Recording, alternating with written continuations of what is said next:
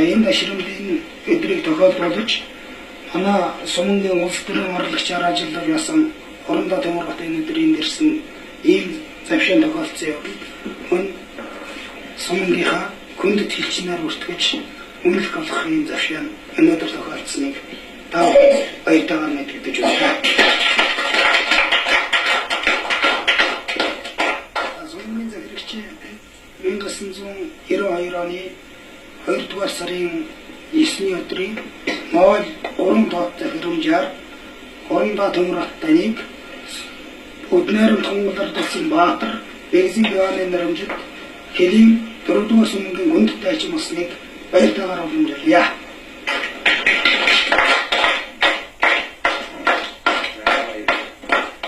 Би 1969 онд энэ хэлийн 5 дугаар харооны хувьсгал залуучуудын эвлийн хараан дараагаар томилогдож ирснээр дараахнаар тус энэ застав улс төрийн орлогчгүй байсан учраас харооны захирагч Орондоо Намдингийн тушаалаар энэ заставт нэгэн хэсэг хугацаанд улс төрийн орлогчийн үүрэг гүйцэтгэж хэлчин дайчтайгаа хэлийн даргуул шугамдаар хэлийн манад гарч ингэж ажиллаж байсан юм а. Энэ тэр түүхэн жижигхэн зурус үеийг одоо хүртэл манай хэлчихэд мартаагүй.